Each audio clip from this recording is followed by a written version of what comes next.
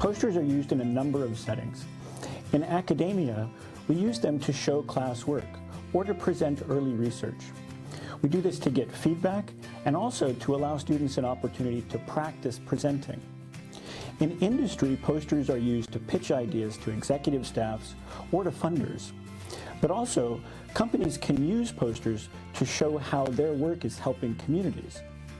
Posters are a unique opportunity for you, not just for getting feedback, but for meeting people. Anybody you meet could be a future employer or somebody that you might want to collaborate with in the future. Poster sessions aren't really about the poster, and they're not even really about the work. A poster session's about you. It's an opportunity for you to pitch yourself and promote yourself. Often a research or a class poster session is in a very large open space, or maybe it's in a classroom, or possibly the posters are set up in a corridor where posters are on opposite sides of a hallway. In any of those cases, poster sessions are often crowded and noisy.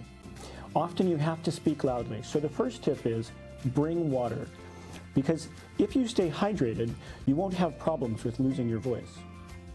Plan to get there early. This is good for a number of reasons.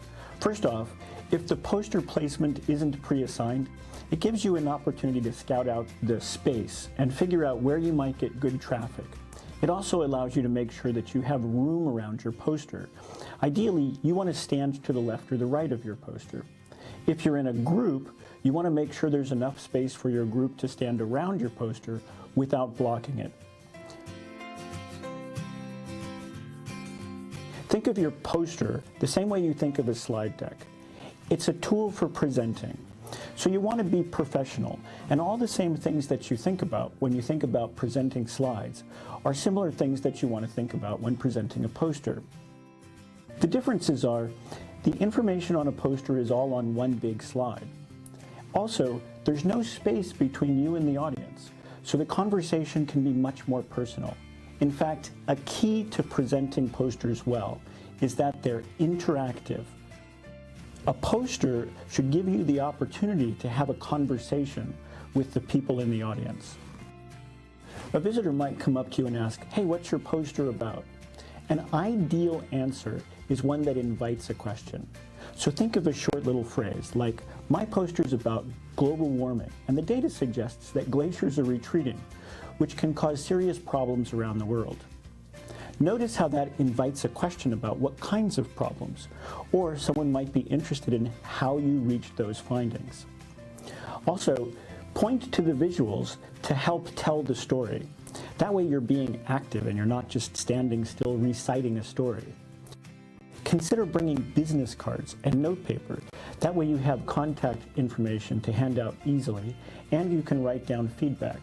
And dress well. Remember, this is a professional event, and you could end up meeting a future employer or someone you want to collaborate with.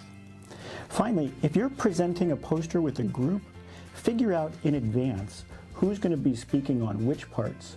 That way you don't seem clumsy during the presentation.